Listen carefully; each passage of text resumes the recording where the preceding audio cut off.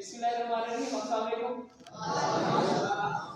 सारे 9th के students हमारे पास मौजूद हैं। बेटा आज जो है हमने चैप्टर नंबर 5 जो है हमारा वेबसाइट डिजाइनिंग उसका सारा कुछ यहाँ पे लेक्चर दिया जाएगा।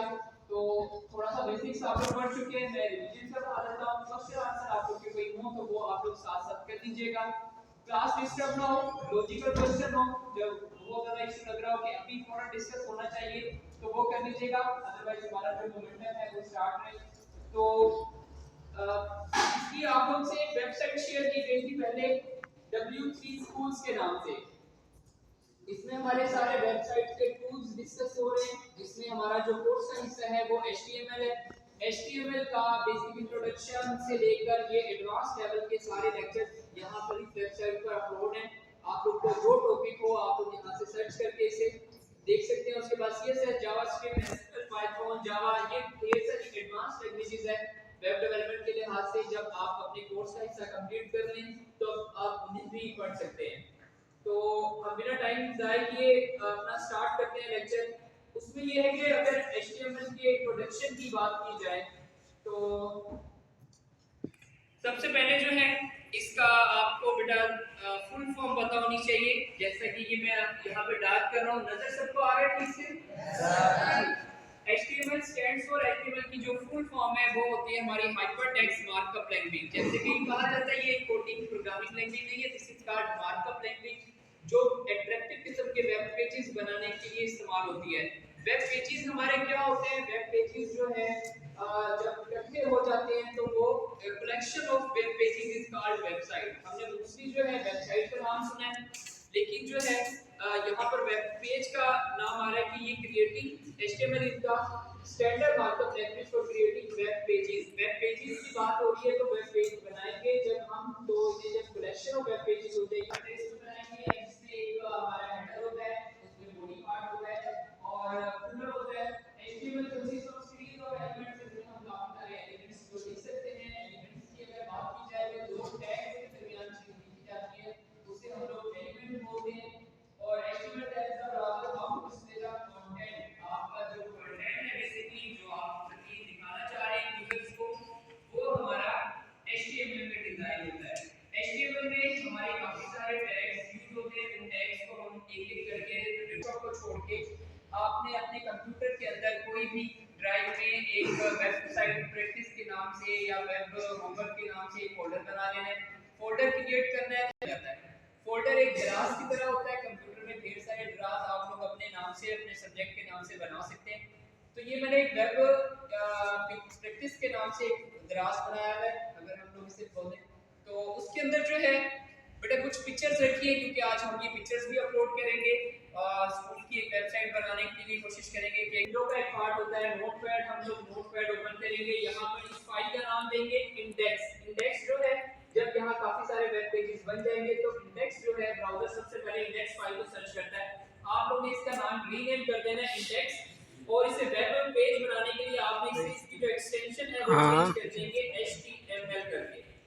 आप देखिए इसकी शक्ल चेंज हो गई है। अब हम इसे ओपन करेंगे तो ये वेब ब्राउज़र में ओपन होगा और इसमें जो है अभी कुछ भी नहीं नजर आ रहा। अब हमने इसकी कोडिंग अगर छेड़नी है, कोडिंग में तब्दीलियां करनी है, उसके लिए हम लोग क्या करेंगे, इस पे राइट क्लिक करेंगे, ओपन विद में जाके आप लोग नोटपैड से ओपन कर लेना है। ये हमारे पास प्रोग्रामिंग के लिए नोटपैड ओपन हो गया। इसका मैं फ़ॉन्ट थोड़ा सा बड़ा कर लेता हूं आपके लिए। सबसे पहले जो है HTML को स्टार्ट करने के लिए हमें इसे टैग्स है, टैग्स के इंट्रोडक्शन पहले आप लोग को दिए जा चुके हैं, तो मैं इसे थोड़ा सा रिपीट कर देता हूं। सबसे पहले आप लोग को HTML का स्टार्टिंग टैग लगाते हैं। HTML का स्टार्टिंग टैग आ गया, उसके बाद में फौरन से कोशिश करें आप इसका क्लोजिंग टैग पूरा लगा लीजिए, और इसमें फॉरवर्ड स्लैश होती है, बैक स्लैश नहीं होती।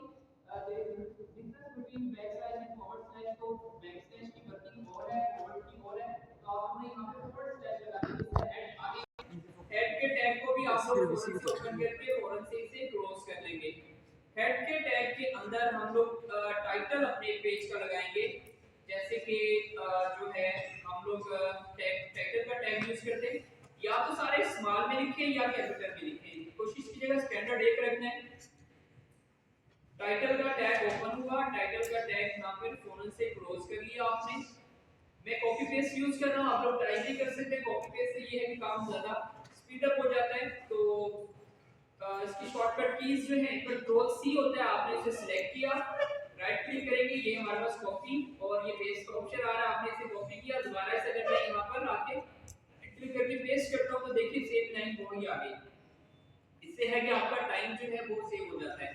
अब इस टाइटल के अंदर जो है आप अपनी वेबसाइट पे जो टॉप पे हेडिंग शो करवाना चाह रहे हैं, ये वाली, जैसे ये इंट्रोडक्शन टू एचटीएमएल आप देखिए, अब आप इसने अपने पेज को आके रिफ्रेश करेंगे तो ये देखिए वेब प्रैक्टिस के नाम से ये यहाँ पर शो हो रही है। आप यहाँ पर आगे से जो मर्जी चेंज कर दीजिए, आपका वो नेक्स्ट टाइम से वही शो होना शुरू हो जाएगा। इसके बाद जो है हम लोग बॉडी का टैग यूज करते हैं, बॉडी के टैग को ओपन किया और यहाँ पर फौरन से मैंने इसे क्लोज कर दिया। अब जो है ये बॉडी पार्ट हमारे पास वर्किंग एरिया है, एक्चुअल वर्किंग एरिया, जो भी हमारी वेबसाइट का बेसिक कंटेंट है, जो भी हमने इसमें डिस्कस करना है वो सारा कुछ यहाँ पर आएगा। मैं यहाँ पर एक वर्ड यूज लिख देता हूँ, माय फर्स्ट वेब प्रोग्राम या पेज, वेब पेज। आपने इसे सेव किया, सेव करने के लिए कंट्रोल एस भी यूज कर सकते हैं, या आप यहाँ से आगे कंट्रोल फाइल के अंदर आके यहाँ से भी आप इसे सेव कर सकते हैं। अब आप इसे मिनिमाइज कीजिए, अपने पेज को आके रिफ्रेश करें, ये देखिए ये माय फर्स्ट वेब पेज नजर आ रहा है। इसका मैंने स्क्रीन जरा सा जूम कर दिया है, तो ये हमारा एक सिंपल वेब पेज बन गया है। अब हम इसमें जो है हम ये एक सिंपल लाइन थी, हमारे पास कुछ हेडिंग्स के टैग होते हैं। हेडिंग्स के टैग कितने होते हैं, कोई बच्चा बता सकता है? 6 सर 6। सबसे बड़े वाला टैग कौन सा होता है? H1। ठीक है, H1 जैसे कि क्लास में एक टॉपर होता है, वो टॉपर जो है नंबर 1 पे आ रहा होता है, इसी तरह जो सबसे बड़ा फॉन्ट साइज है वो हमारा H1 होता है। इसी लाइन को मैं अगर H1 टैग के अंदर लिख देता हूं तो हमारा ये, आप इसे कॉपी करें, एंड में जाके पेस्ट कर दीजिए, यहां से इसे क्लोज करें, तो ये हमारा H1 का टैग बन गया, लाइन बन गई। आप ये हमारे पास 6 तरह की होती है, आप इसी को कॉपी पेस्ट कर लीजिए 6 बार, 3 4 5 और ये 6। अब आप जाके इसे नंबर 2, नंबर 3, नंबर 4, नंबर 5 और नंबर 6 कर दीजिए। यहाँ पर जाके एंड में भी लास्ट ही चेंज करना है, अदरवाइज इसकी आउटपुट ठीक नहीं आएगी। नंबर 6 इसे सेव करें। अब जाके सेव करने के बाद हमेशा जब भी कोई काम करेंगे आपने पहले इसे फाइल को लाजमी कर लेना, अदरवाइज आपको उसकी मतलूबा आउटपुट नजर नहीं आएगी। इस पेज को हम लोग देखिए लास्ट टाइम ऐसा था, हमने इसे रिफ्रेश किया तो ये हमारा 6 तरह की हेडिंग्स आ गई। ये H1 की हेडिंग है, ये H2 की, 3 4 5 और 6 जो है नॉर्मल हेडिंग नजर आ रही है। अगर हम इसकी H1 की बात करें तो ये पेज जरा जूम है, इस वजह से ऐसा है, और ये इसे आप मजीद जूम इन जूम आउट करके चेक कर सकते हैं। ये वाज़ेह डिफरेंस इसमें नजर आ रहा है। अब एक चीज नजर आ रही है, ये एक कोने में गैप है, इसे हमने सेंट्रलाइज करना है, तो ये बॉडी टैग के अंदर आप एक सेंटर का टैग यूज करेंगे।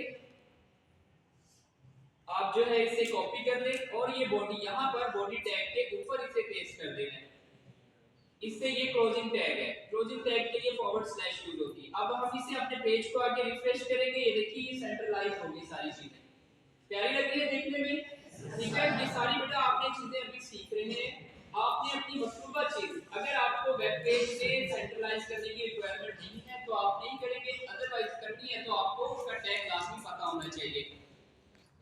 उसके बाद जो है हमारे पास कुछ टैग्स जो है, अगर मैं इसे सिंपल वर्डिंग में करूँ वापस, कुछ हम लोग इसकी फॉन्ट वगैरह चेंज करते हैं। मैं कहता हूँ माय फर्स्ट पेज दोबारा से मैं लिख देता हूँ।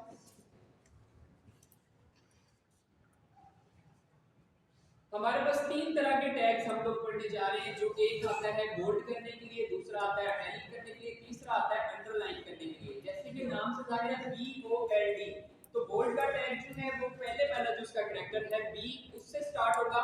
लॉजिक कुछ ना कुछ कोशिश किया करें, लॉजिक तलाश कर ले जिससे आप लोग को रट्टा से आप लोग बच जाएंगे। कोई ना कोई लॉजिक तलाश करें, जैसे कि बोल्ड जो है वो B से स्टार्ट हो रहा है, तो इसका टैग जो है वो B है, ये रट्टा नहीं लगेगा, कल को आपको ये चीज याद होगी। अंडरलाइन जो है वो U से स्टार्ट होता है, तो उसके लिए हम लोग U करेंगे, और इटैलिक जो थोड़ा सा तिरछा कर देगा टैग को, हमारे कंटेंट को, तो उसे हम लोग I इटैलिक, जो I इटैलिक का पहला कैरेक्टर है वो यूज कर लेंगे। आप इसे B के अंदर लिखें, और इसका जो ये स्टार्टिंग हो गया और ये थोड़ा सा इसका जो है ये एंड आ गया। आप इस सारी लाइन को कॉपी कर लीजिए, क्योंकि हम अभी सीखने के प्रोसेस से गुजर रहे हैं, तो हम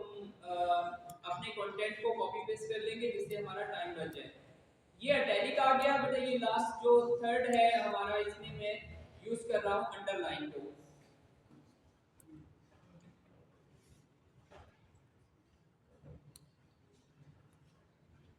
ठीक है, इसकी आउटपुट हम लोग देख लेते हैं। ये क्या है, ये देखिए जी, इससे हम लोग सेव करके जब भी कोई काम करेंगे अपने टेक्स्ट को जो है अपने ब्राउज़र को एक बार रिफ्रेश कर लेंगे ताकि जो नई वाली आउटपुट है वो हमें नजर आ जाए। क्लियर है? देखिए ये बड़ा ये बोल्ड हो रहा है, ये हमारा इटैलिक है, तिरछा है। थोड़ा सा इसमें एक मसला मुझे ये नजर आया कि हम लोग ने ब्रेक लाइन को यूज नहीं किया। नेक्स्ट लाइन में लाने के लिए हम लोग इसे BR का एक टैग लगा दें तीनों में, ताकि जो है हमें वो नेक्स्ट लाइन में नजर आए, जिससे हमारा लास्ट में लगाने की जरूरत नहीं है। पहले में लगाया, दूसरे में लास्ट में लगाने की जरूरत नहीं, क्योंकि वो ऑटोमेटिकली नेक्स्ट लाइन में ही आएगा। अब हम इसे जरा रिफ्रेश करके ये देखते हैं। देखिए वाज़े फर्क नजर आ रहा है ना आपको, ये बोल्ड है, नीचे वाला इटैलिक है सारा का सारा टेक्स्ट, और ये जो है ये अंडरलाइन है। जहां-जहां अब आपको वेबसाइट कल को आप लोग बनाएंगे, जहां-जहां आप लोग को अंडरलाइन की जरूरत पड़े आप लोग वो लगा सकते हैं। क्लियर हो गई? कोई क्वेश्चन हो तो बेटा साथ-साथ कर लीजिएगा, लॉजिकल क्वेश्चन होना चाहिए।